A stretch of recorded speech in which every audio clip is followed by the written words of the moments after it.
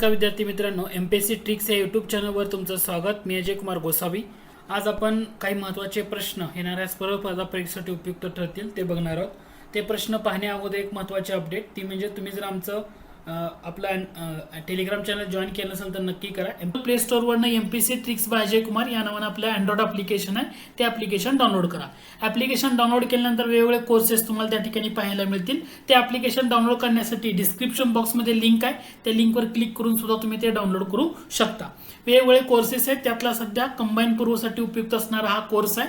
याच्यामध्ये भूगोल, इतिहास, अर्थशास्त्र, राज्यशास्त्र, चालू घडामोडी आणि विज्ञान, तर हे सगळे लेक्चर तुम्हाला तिथं पाहायला मिळतील. प्रत्येक लेक्चर कितीही वेळा तुम्ही पाहू शकता. कालावधी 6 महिने आणि या कोर्सची फी आहे फक्त 299 रुपये. तर नक्की ॲप्लिकेशन डाउनलोड करा गुगल प्ले स्टोअरवरनं किंवा डिस्क्रिप्शन बॉक्समध्ये मी लिंक देतो, त्या लिंकवरनं तुम्ही डायरेक्ट डाउनलोड करू शकता. तर आज आपण वेळ न दौडता जगातील पहिल्या ऊर्जा प्रसारण उद्यानाचे उद्घाटन कोठे करण्यात आले. जगातलं पहिलं ऊर्जा प्रसारण उद्यान. ऑप्शन देताना बघा केरळ, तेलंगणा, महाराष्ट्र, नवी दिल्ली मधले ठिकाणं दिलेली आहेत. तर याचं करेक्ट आन्सर येतं ते आहे पर्याय क्रमांक बी, हैदराबाद जवळ असणारं तेलंगणा. तेलंगणामधलं हैदराबाद या ठिकाणी जगातल्या पहिल्या ऊर्जा प्रसारण उद्यानाचं उद्घाटन करण्यात आलं.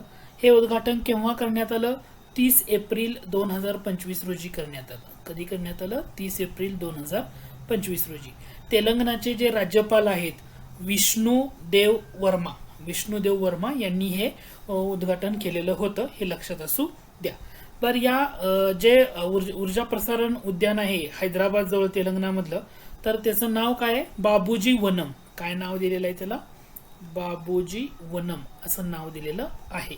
हा एक मुद्दा इथं लक्षात ठेवा. वनम जगातलं पहिलं. ठीक आहे. हे उद्यान कुठे येतं? तर हे उद्यान तेलंगणामधलं रंगारेड्डी जिल्ह्यामधल्या कान्हा गावी येतं. कोणत्या जिल्ह्यामध्ये? रंगारेड्डी हा जिल्हा आहे आणि याच्यामध्ये येणारं कोणतं गाव आहे? कान्हा या नावाचं गाव आहे. कान्हा हे गाव आहे. या ठिकाणी हे उद्यान स्थित आहे. बरं, हे बाबूजी वनम असं नाव दिलंय, तर हे बाबूजी जे महाराज आहेत तिथले, तर त्यांची 125वी जयंती आहे. कितवी जयंती आहे? 125वी जयंती.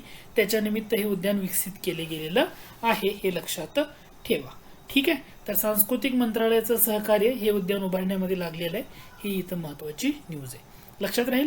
जगातलं पहिलं ऊर्जा प्रसारण उद्यान म्हणलं तर तुमचं उत्तर असणार आहे हैदराबाद जवळ तेलंगणा या ठिकाणी. चिंता करण्याची गरज नाही. आपल्या ज्या नोट्स आहेत त्या नोट्समध्ये आपण या सगळ्या गोष्टी दिलेल्या आहेत. विष्णुदेव शर्मा 30 एप्रिल 2025ला. बाबूजी वनम नाव लक्षात ठेवा. तेलंगणामधलं रंगारेड्डी जिल्ह्यामधलं कान्हा या गावामध्ये ते स्थित आहे. आणि जे बाबूजी महाराज आहे त्यांची कितवी जयंती आहे? 125वी जयंती. तर हे मुद्दे मी आता एक्सप्लेन केले होते की जे तुम्हाला लक्षात ठेवणं गरजेचं आहे. पुढचा प्रश्न आहे देशामधलं पहिलं अर्ध स्वयंचलित म्हणजे त्याला आपण काय म्हणतो? सेमी ऑटोमेटेड बंदर म्हणून ओळखलं जाणारं जे बंदर आहे त्याचं नाव आहे विझिंजम बंदर. कोणत्या राज्यामध्ये स्थित आहे? सध्या न्यूज चर्चेमध्ये होती. 2 मे 2025 रोजी या बंदराचं लोकार्पण झाल्यामुळं न्यूज चर्चेत होती. काय म्हटलंय? देशातलं पहिलं अर्ध स्वयंचलित सेमी ऑटोमेटेड बंदर विझिंजम बंदर म्हटले. तर ते कोणत्या राज्यामध्ये येतं? तर याचं करेक्ट आन्सर येतं पर्याय क्रमांक 4, केरळ राज्यामध्ये. सगळ्यात महत्वाची न्यूज, कारण याचं लोकार्पण झालं होतं 2 मे 2025 रोजी. कुणी केलं? तर आपले जे पंतप्रधान आहेत नरेंद्र मोदी यांनी केलं. कोणत्या ठिकाणी केलं? तिरुअनंतपुरम केळम या ठिकाणी केलं. त्याचं नाव आहे विझिंजम आंतरराष्ट्रीय बंदर. याचं लोकार्पण झालं. दुसरं महत्वाची गोष्ट म्हणजे हे देशातील पहिलं अर्ध स्वयंचलित सेमी ऑटोमेटेड बंदर आहे, हे लक्षात ठेवणं महत्वाचं राहील. याच्याशिवाय आणखी काय महत्वाच्या गोष्टी या बंदराच्या संदर्भात तुम्ही सांगू शकता? तर त्याच्यामध्ये भारतातलं पहिलं खोल पाण्यामधील ट्रान्सशिपमेंट बंदर आहे. भारतातील पहिलं खोल पाण्यामधलं ट्रान्सशिपमेंट बंदर म्हणून ओळखलं जातं, कारण हे कंटेनर आणि बहुउद्देशीय कार्गोसाठी डिझाईन केलं गेलेलं आहे. हा दुसरा मुद्दा. आणि तिसरी महत्वाची न्यूज, देशातली पहिली स्वदेशी वाहतूक व्यवस्थापन प्रणाली कोणत्या ठिकाणी आहे? तर याच बंदरामध्ये आहे. देशातली पहिली स्वदेशी जहाज वाहतूक व्यवस्थापन प्रणाली ही याच बंदरामध्ये. तर लक्षात ठेवा, परीक्षेला तुम्हाला काय विचारलं जाईल? देशातलं पहिलं सेमी ऑटोमेटेड बंदर कोणतं की ज्याचं लोकार्पण मे महिन्यामध्ये झालं? तर ते येतं विझिंजम बंदर, जे केरळमध्ये पाहायला मिळतं, तिरुअनंतपुरम या ठिकाणी. ठीक आहे. दुसरं म्हणजे भारतातलं खोल पाण्यातलं ट्रान्सशिपमेंट बंदर, ते लक्षात तुम्ही ठेवू शकता. ठीक आहे. पुढचा प्रश्न आहे, टपाल विभागानं सुरू केलेल्या ज्ञान पोस्ट या सेवेचा मुख्य उद्देश काय? तर याच्यामध्ये शासकीय कागदपत्र वेळेवर पोहोचवायची किंवा नवीन शैक्षणिक धोरणाची जाहिरात करायची आहे, परवडणाऱ्या दरात विविध प्रकारची पुस्तकं पोहोचवणं, का फक्त धार्मिक पुस्तकाचं वितरण करणं, काय ह्याचा उद्देश आहे? ज्या ठिकाणी इथं फक्त दिले ना तर हे ऑप्शन डेफिनेटली इलिमिनेट होतो, हे लक्षात घ्या. फक्त धार्मिक पुस्तकाचं वितरण करणं हे काय असं असणार नाही. ठीक आहे. आता एक तर टपाल विभागानं सुरू केलेली नवीन सेवा आहे, त्याचं नाव आहे ज्ञान पोस्ट. तुम्हाला परीक्षेला असं विचारलं जाईल, ज्ञान पोस्ट ही सेवा कोणत्या विभागानं सुरू केली? त्यामुळे तुम्हाला शिक्षण विभाग दिला जाईल किंवा काय आणखी असे विभाग दिले जातील. तर तिथं तुम्हाला लक्षात आलं पाहिजे, पहिल्यांदा टपाल विभागाने ही ज्ञान पोस्ट नावाची सेवा सुरू केलेली आहे. तर ह्या टपाल विभागानं काय, जे शैक्षणिक, सांस्कृतिक, सामाजिक आणि धार्मिक पुस्तकं, इथं धार्मिक म्हटल्यामुळे येणार नाही, धार्मिक शिवाय आणखी कोणत्या प्रकारची येणार आहे? शैक्षणिक पुस्तकं वितरण करणं हे त्याचं उद्दिष्ट आहे, शैक्षणिक पुस्तकं. त्याच्याशिवाय आणखी कोणती उद्दिष्ट? सांस्कृतिक पुस्तकं, सांस्कृतिक, ओके, सांस्कृतिक, किंवा त्याच्याशिवाय आणखी काय येणार आहेत? सामाजिक आणि धार्मिक पण असणार आहे, त्यामध्ये धार्मिक पण आहे, हे लक्षात ठेवा. म्हणजे शैक्षणिक, सांस्कृतिक, सामाजिक आणि धार्मिक या पुस्तकांचं वितरण करणं परवडणाऱ्या दरामध्ये, म्हणजे पर्याय क्रमांक या ठिकाणी 3 हे तुमचं अचूक उत्तर असणार आहे. या ठिकाणी नाही ते नवीन शैक्षणिक धोरण किंवा कागदपत्र वेळेवर पोहोचणं असा काही मुद्दा यामध्ये नाही. तर हे लक्षात ठेवा, जे नवीन शैक्षणिक धोरण आहे या धोरणाशी सुसंगत असणं हा महत्वाचा उद्देश याच्यामध्ये तुम्हाला पाहता येईल. ठीक आहे. तर नवीन धोरणाची जाहिरात करणे वगैरे असं काही नाही, ह्याच्याशी सुसंगत करणं, राहणं, जाहिरात करणं नाहीये. ठीक आहे. त्यामुळे पर्याय क्रमांक 3 हे तुमचं अचूक उत्तर असणार आहे. पुढचा प्रश्न आहे, भारतात पदवी प्रदान करणारा कॅम्पस स्थापन करण्यासाठी अधिकृत मान्यता मिळालेले पहिले अमेरिकन विद्यापीठ कोणते आहे? म्हणजे भारतात पदवी प्रदान करणारा जो कॅम्पस आहे हे स्थापन करण्यासाठी एका विद्यापीठाला अधिकृत मान्यता मिळाली आहे, तर हे पहिलं अमेरिकन विद्यापीठ कोणतं? स्टॅनफोर्ड, शिकागो, हार्वर्ड का इलिनॉय टेक युनिव्हर्सिटी, असं तुम्हाला ऑप्शन दिलेलं आहे. तर याला आपले जे UGC आहे, विद्यापीठ अनुदान आयोग किंवा युनिव्हर्सिटी ग्रांट कमिशन म्हणतो, यांच्याकडून परवानगी मिळालेली आहे, हे तर लक्षात घ्या. याचं करेक्ट आन्सर येतं इलिनॉय टेक युनिव्हर्सिटी. उत्तर काय येतं? Illinois tech university. म्हणजे अमेरिकेमधलं जे शिकागो आहे, या शिकागोमध्ये असणारं एक विद्यापीठ आहे, ते म्हणजे इलिनॉय टेक युनिव्हर्सिटी. आणि या युनिव्हर्सिटीला कोणत्या ठिकाणी भारतामध्ये कॅम्पस सुरू करण्याला परवानगी मिळाली आहे? तर मुंबईमध्ये कॅम्पस सुरू करायला परवानगी देण्यात आलेली आहे. कुणाकडून परवानगी देण्यात आली? आपलं जे विद्यापीठ अनुदान आयोग आहे, त्याला आपण युनिव्हर्सिटी ग्रांट कमिशन असं म्हणतो, यांच्याकडून परवानगी देण्यात आलेली आहे. आणि हे पहिलंच असं विद्यापीठ अमेरिकन विद्यापीठ ठरल्यामुळं न्यूज चर्चेमध्ये आली होती. मुद्दा लक्षात आला. यामध्ये स्टॅनफोर्ड येणार नाही, शिकागो मधलं इलिनॉय टेक युनिव्हर्सिटी आहे, शिकागो युनिव्हर्सिटी दिल्यामुळे हे पण येणार नाहीये. हार्वर्ड तर डेफिनेटली नाहीये. मुद्दा लक्षात आला. ठीक आहे. पुढचा प्रश्न, सामाजिक न्याय आणि अधिकारिता मंत्रालयाच्या उपक्रमांतर्गत भारतातलं पहिलं भिकारीमुक्त शहर म्हणून कोणत्या शहराला घोषित करण्यात आले? की ज्या शहराला भिकारीमुक्त शहर म्हणून घोषित केले गेले, तर हे सध्या चर्चेतलं शहर आहे, ते म्हणजे मध्य प्रदेशमधलं इंदोर हे शहर आहे. मध्य प्रदेशमधलं इंदोर हे शहर आहे. पण ह्याला घोषित केलं 2025 मध्ये. जे भिक्षावृत्ती मुक्त भारत हे जे उपक्रम आहे, जो सामाजिक न्याय अधिकारिता मंत्रालयाच्या उपक्रमांतर्गत येतो. कोणता उपक्रम आहे? भिक्षावृत्ती मुक्त भारत हा उपक्रम आहे. या उपक्रमांतर्गत घोषित करण्यात आलेलं आहे. बरं, सुरुवातीला काय केलं होतं, तर हे असं भिकारीमुक्त शहर करण्यासाठी याच्यावर पायलट प्रोजेक्ट अगोदर सुरू केला होता 2024 मध्ये. एकदम तर लगेच अचीव होणार नव्हतं. पायलट प्रयोग सुरू केला होता फेब्रुवारी 2024 मध्ये. आणि त्यावेळी काय केलं होतं, तर वेगवेगळ्या ठिकाणी 10 शहरं होती, त्याच्यामध्ये ही पायलट प्रोजेक्ट सुरू करण्यात आलेला होता. त्याच्यामध्ये आता इंदोर हे ठरलेलं आहे की पहिलं भारतातलं भिकारीमुक्त शहर ठरलेलं आहे. तर ही न्यूज महत्वाची, ह्याला फोकस करा. पुढचा प्रश्न आहे, केंद्रीय मंत्री जितेंद्र सिंह यांनी पोलार भवन आणि सागर भवन या अत्याधुनिक केंद्राचं उद्घाटन कोठे केलं? सध्या 2 महत्वाची भवन चर्चेमध्ये होती. एक आहे पोलार भवन, दुसरा आहे सागर भवन. तर याचं उद्घाटन केलंय गोव्यामध्ये. कुठे केलेलं आहे? गोव्यामध्ये केलेलं आहे. गोव्यामधलं जे national centre for polar and ocean research आहे ना, या ठिकाणी याचं उद्घाटन करण्यात आलेलं आहे. पण हे नावातच बघा ना, पोलार पोलार पोलार आणि इथं सागर असं नाव दिलेले आहे.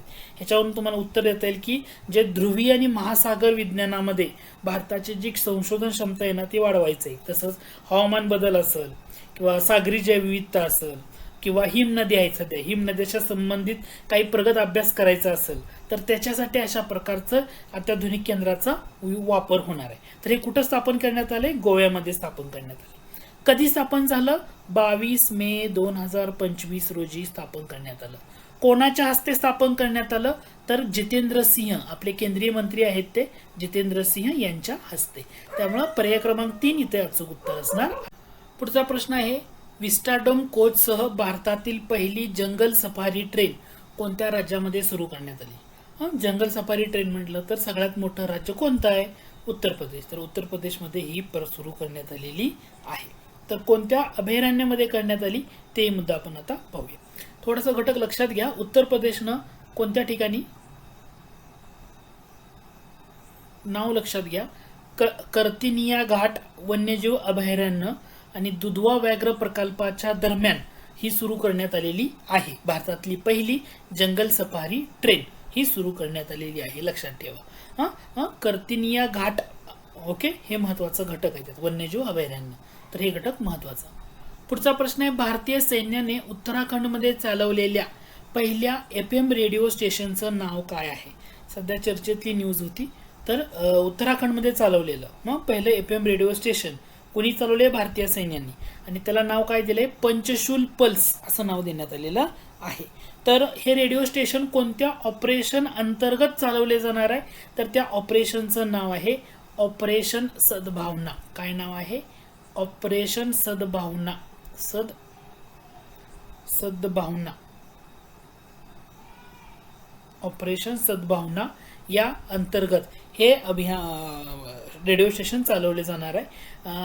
88.4 FM वर ते प्रसारित केले जाते, हे लक्षात असू द्या. म्हणजे उद्देश काय आहे या अशा प्रकारचं FM रेडिओ स्टेशन सुरू करण्याचं? तर जे भारतीय सैन्य असतील आणि सीमावर्ती भागातले जे लोक असतील ना त्यांच्यामध्ये सद्भावना म्हणजे एक प्रकारची जवळीक किंवा आपुलकी निर्माण करणं हा एक त्यामधला महत्त्वाचा उद्देश आहे. ओके, म्हणजे सीमावर्ती भाग आणि सैन्यामध्ये एक प्रकारची जवळीक किंवा आपुलकी निर्माण करणं, सद्भावना निर्माण करणं, तर हे एक महत्त्वाचा उद्देश आहे. कोणतं नाव काय आहे त्याला? पंचशूल पल्स असं नाव आहे. सध्या चर्चेमध्ये होतं. बाकी तुम्हाला फक्त कन्फ्यूज करायला दिले, रेडिओ सद्भावना दिले वगैरे असं ऑप्शन दिलेले. उत्तर काय आहे? पंचशूल पल्स. हे लक्षात राहील ना? ठीक आहे.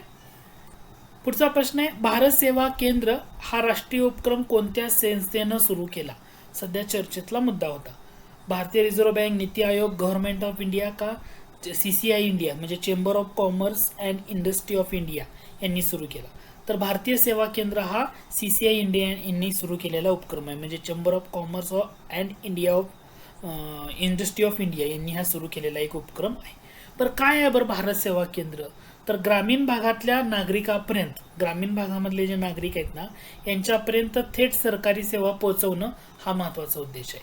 ग्रामीण भागातले जे नागरिक आहेत ना त्यांच्यापर्यंत काय पोहोचवायचं आहे? तर सरकारी सेवा पोहोचवायची आहेत. याच्यासाठी CCI इंडिया यांनी एक उपक्रम सुरू केला, त्याचं नाव आहे भारत सेवा केंद्र. लक्षात ठेवा, चर्चेतली न्यूज आहे, वन लायनरमध्ये तुम्ही ते लक्षात ठेवू शकता.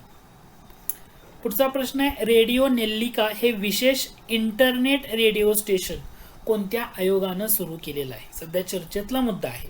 काय बघा, इंटरनेट रेडिओ स्टेशन म्हणतोय आपण, नाव आहे रेडिओ नेल्लिका. हे कोणत्या आयोगानं सुरू केले?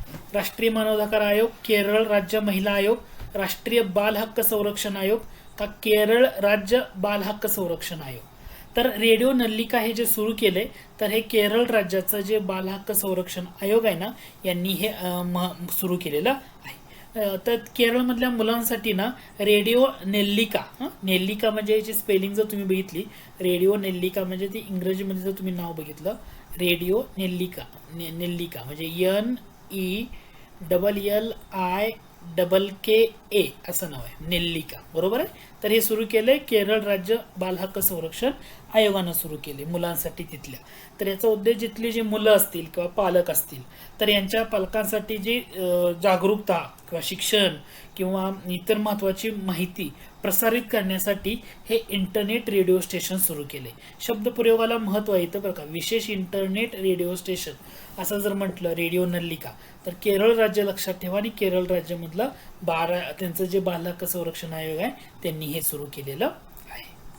पुढचा प्रश्न आहे, केंद्रीय गृहमंत्री अमित शहा यांनी उद्घाटन केलेल्या भारतीय भाषा अनुभाग स्थापनेमागील मुख्य उद्देश काय? तर अमित शहा यांनी काय स्थापन केले? भारतीय भाषा अनुभाग हा जो उद्घाटन केलं होतं त्याचं स्थापना जी झाली याचा उद्देश काय? तर प्रशासकीय कामामध्ये केवळ इंग्रजी भाषेचा वापर वाढवणं, प्रशासनाला परदेशी भाषांच्या प्रभावापासून मुक्त करून भारतीय भाषांना व्यासपीठ देणं, सर्व भारतीय भाषांकरता एकच लिपी तयार करणं किंवा राजभाषा विभागात नवीन कर्मचाऱ्यांची भरती करणं. काय उद्देश असेल बरं? नावानुसार तुम्हाला सजेस्ट करता येईल का बघा, की भारतीय भाषा अनुभाग या नावाचं एक नवीन व्यासपीठ तयार करण्यात आलेलं आहे, त्याचं उद्घाटन झालेलं आहे. तर याचं करेक्ट आन्सर येतं, तर जे प्रशासन आहे तर ह्या प्रशासनाला परदेशी भाषांच्या प्रभावापासून मुक्त करून भारतीय भाषांना व्यासपीठ देणं. केवळ इंग्रजी म्हटल्यामुळे हे विधान इथं चुकीचं ठरतंय, किंवा सर्व भारतीय भाषांकरता एकच लिपी दिल्यामुळं हेही चुकीचं ठरतंय. आणि सर्व राजभाषा विभागात नवीन कर्मचाऱ्यांची भाषासाठी काय भाषा अनुभाग विभाग असा असणार नाहीये. त्याच्यामुळे पर्याय क्रमांक 2 हे तुमचं काय असणार आहे? अचूक उत्तर या ठिकाणी असणार आहे. बरं, आता इथं काय म्हटलंय बघा, इथे एक शब्दप्रयोग वापरलेला आहे आणि तो शब्दप्रयोग परदेशी भाषांच्या प्रभावापासून. परदेशी भाषांच्या प्रभावापासून म्हणजे काय? ही जी नवीन शाखा सध्या सुरू करण्यात आली आहे तर ही कशासाठी करण्यात आली आहे? परदेशी भाषा म्हणजे पर्टिक्युलरली इंग्रजी. कोणती भाषा? पर्टिक्युलरली बोलायचं झालं तर इंग्रजीपासून मुक्त करणं, म्हणजे सर्व भारतीय भाषांना एक संघटित व्यासपीठ प्रदान करणं. याच्यासाठी हा एक नवीन उपक्रम सुरू करण्यात आला आहे किंवा नवीन एक विभाग सुरू करण्यात आला आहे, त्याला भारतीय भाषा अनुभाग असं म्हटलेलं आहे. पण याच्यासाठीचा निधी किती दिलेला आहे? 56 करोड रुपयाचा निधी देण्यात आलेला आहे. आता हे जे उभारलं कोणाच्या मदतीनं उभारलंय? तर सीडॅकच्या मदतीनं हा भारतीय भाषा अनुभाग उभारण्यात आलेला आहे आणि सुरुवात केलेली आहे. त्याच्यामुळे ही न्यूज चर्चेमध्ये होती. उत्तर काय असणार आहे? पर्याय क्रमांक 2 हे अचूक उत्तर असणार आहे. पुढचा प्रश्न, राष्ट्रपती द्रौपदी मुर्मू यांनी राष्ट्रपती तपोवन आणि राष्ट्रपती निकेतन यांचे उद्घाटन कोणत्या शहरामध्ये केलं? नाव बघा, राष्ट्रपती तपोवन आणि राष्ट्रपती निकेतन. नैनिताल, मुंबई, देहरादून का आंध्र प्रदेश असं दिलेलं आहे. जून मधली न्यूज आहे. तर याचं करेक्ट आन्सर येतं पर्याय क्रमांक 3 देहरादून या ठिकाणी याचं उद्घाटन करण्यात आले. राष्ट्रपती तपोवन आणि राष्ट्रपती निकेतन. तर जेव्हा डेहराडूनला गेल्या होत्या आपल्या राष्ट्रपती द्रौपदी मुर्मू 20 जून 2025ला, सॉरी 20 जून आहे, जुलै नाही आहे, 20 जून 2025ला याचं उद्घाटन करण्यात आलेलं होतं. त्याच्यामुळे न्यूज चर्चेमध्ये आलेली होती. तर हे देहरादून या ठिकाणी उभारण्यात आलेलं आहे. ओके, आता झालं होतं. दुसरी गोष्ट लक्षात घ्या महत्वाचं, याचं उद्घाटन कुठं झालं असं म्हणले? राष्ट्रपती निकेतन आणि राष्ट्रपती तपोवन असं आपण म्हटलेलं आहे. ओके, तर हे जे कोणतं राज्य येते? उत्तराखंड राज्य येते. ओके, देहरादून म्हणल्यानंतर कोणतं राज्य येते?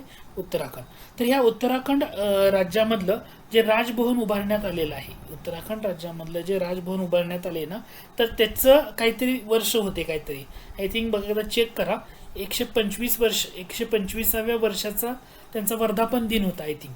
उत्तराखंड राज्यामध्ये जे उभारण्यात आलेलं राजभवन आहे, तर त्याच्या निमित्त एक टपाल तिकिटाचं प्रकाशन झालं होतं, ती न्यूज होती. आणि त्याच्यानंतर हे राष्ट्रपती तपोवन आणि राष्ट्रपती निकेतनचं उद्घाटन झाले देहरादूनला.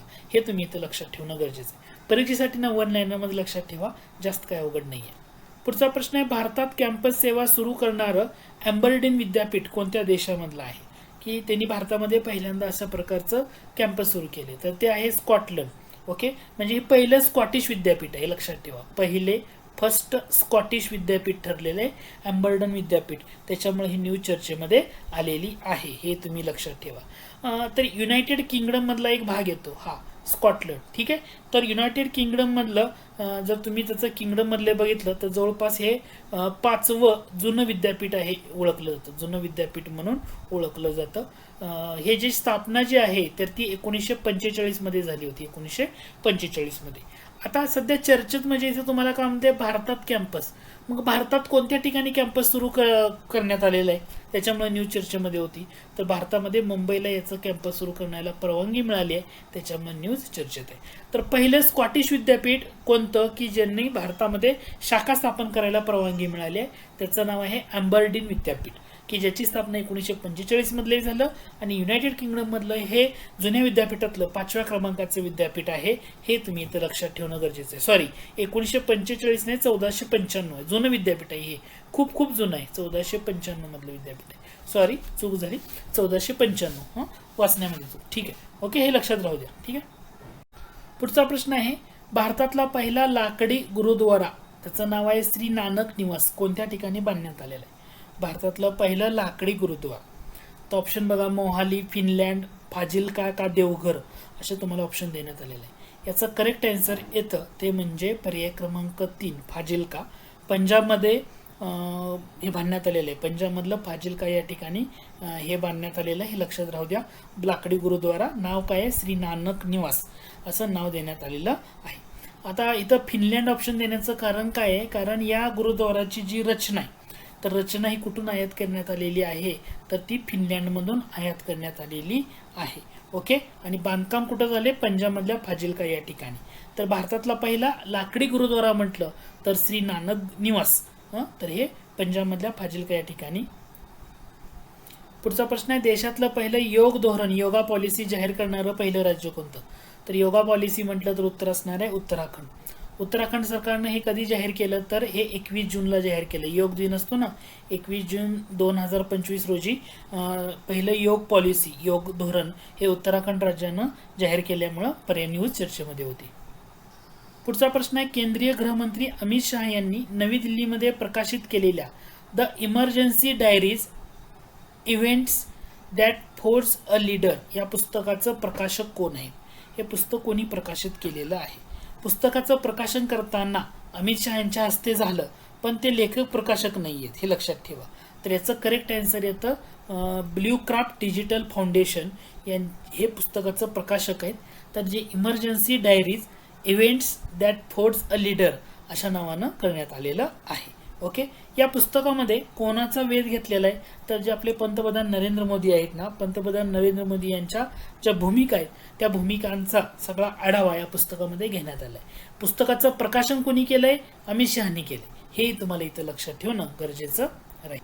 पुढचा प्रश्न आहे, राष्ट्रीय सार्वजनिक सहकार आणि बाल विकास संस्थेचं नवीन नाव कोणाच्या नावावरून ठेवण्यात आलेलं आहे? काय नाव दिले? राष्ट्रीय सार्वजनिक सहकार्य आणि बाल विकास संस्थेचं नवीन नाव. तर नवीन नाव ठेवण्यात आले आहे सावित्रीबाई फुले यांच्या नावावरून. त्यामुळे हे तुमचं करेक्ट आन्सर असणार आहे पर्याय क्रमांक 2. तर नाव कसं असणार आहे? सावित्रीबाई फुले राष्ट्रीय महिला व बाल विकास संस्था असं त्याचं नामकरण झालेलं आहे, हे तुम्हाला इथं माहीत असू द्या. ठीक आहे, तर सावित्रीबाई फुले यांचं नाव जोडल्यामुळे न्यूज फक्त चर्चेमध्ये होती. बरं, हे जे संस्था आहे, ही संस्था आहे, ह्याची स्थापना कुठं कधी झाली आणि याचं हेडक्वार्टर कुठं आहे? तर याची स्थापना झालेली आहे 28 फेब्रुवारी 1966ला. आणि याचं जे हेडक्वार्टर तुम्हाला बघायला मिळतं तर हे नवी दिल्लीमध्ये बघायला मिळतं, राष्ट्रीय सार्वजनिक सहकार्य आणि बाल विकास संस्था. तर त्याला नाव कोणाचं देण्यात आले? आता सावित्रीबाई फुले यांचं नाव देण्यात आल्यामुळं न्यूज चर्चेमध्ये होती. पुढचा प्रश्न आहे, भारतातील पहिल्या ॲक्वाटेक पार्कचे उद्घाटन कुठे करण्यात आले? ॲक्वाटेक पार्क म्हटलं तर उत्तर असणार आहे आसाम. ओके, तिथले मुख्यमंत्री कोण होते? हिमंत बिस्वा शर्मा यांनी आसाममधलं गुवाहाटी घ्या, या गुवाहाटी जवळ एक गाव आहे, त्या गावाचं नाव आहे सोनापूर.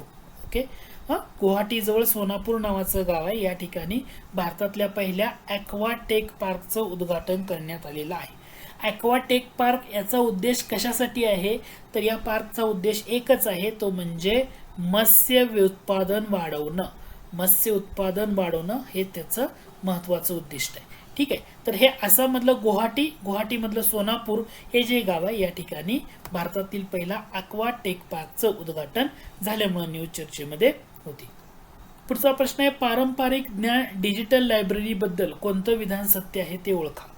आता ही जी नवीन लायब्ररी सुरू झाली आहे तर याच्याबद्दल काय आहे? सत्यविधान. ही लायब्ररी फक्त आयुर्वेद आणि युनानी प्रणालीपुरती मर्यादित आहे. फक्त शब्दप्रयोग दिल्यामुळे चुकीचं आहे. सांगतो मी काय आहे ते. तर ही लायब्ररी सुरू करणारा भारत हा जगातला पहिला देश ठरलाय. हे विधान बरोबर आहे, लक्षात घ्या. पहिलं विधान चुकीचं आहे. याच्यामध्ये फक्त आयुर्वेद आणि युनानी एवढा संदर्भ आहे का? नाही. याच्यामध्ये इतर अनेक प्राचीन औषधी प्रणाली आहेत ना, त्याचा सुद्धा समावेश आहे. आयुर्वेद असेल, युनानी असेल, सिद्ध असेल आणि असे बरेचसे आहेत. ठीक आहे. म्हणजे जे प्राचीन भाषिक औषधी प्रणाली आहेत ना, त्याचा त्याच्यामध्ये समावेश आहे. पारंपरिक ज्ञान डिजिटल लायब्ररी. तर अशा प्रकारे भारतामध्ये सुरू झाले. त्यामुळे भारत हा पहिली लायब्ररी देश ठरला अशा प्रकारचं सुरू करणार.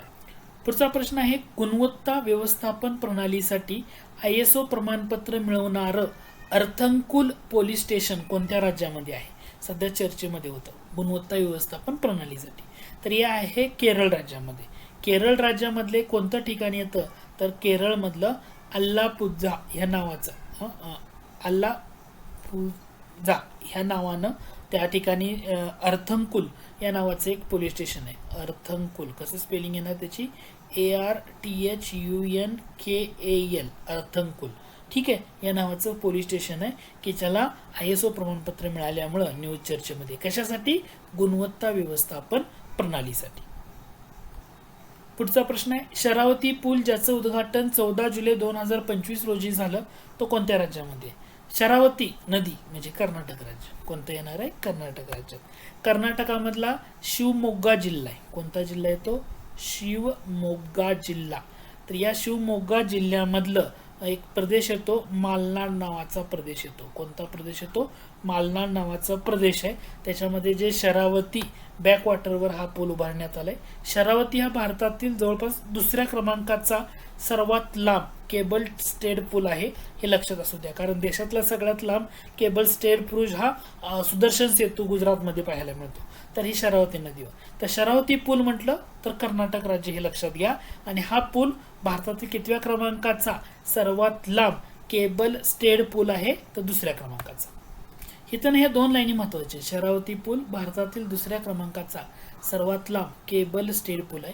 गुजरातमधल्या कच्छच्या खातामध्ये जे सुदर्शन सेतू आहे ना, हा देशातला सर्वात लांब केबल स्टेड ब्रिज आहे. हे पण लक्षात घ्या. पुढचा प्रश्न आहे, गोवा सरकारने मांडवी नदीमध्ये सुरू केलेल्या 2 रोल ऑन रोल ऑफ रो या फेरीबोटींची नावे काय आहे? मांडवी नदीमध्ये गोवा सरकारनं सुरू केलेली रो सेवा, त्यांची नावं काय ठेवलेली आहेत? तर नावं ठेवलेली आहेत गंगोत्री आणि द्वारका. काय नावं ठेवलेली आहेत गोवा सरकारनं? गंगोत्री आणि द्वारका. न्यूज कधीचे? 14 जुलै 2025 ची न्यूज आहे. कोणत्या नदीमध्ये म्हटलंय? मांडवी नदीमध्ये म्हटलेलं आहे. हे लक्षात असू द्या. ठीक आहे. रो सेवा सुरू केलेली आहे गंगोत्री आणि द्वारका ही नावं ठेवली.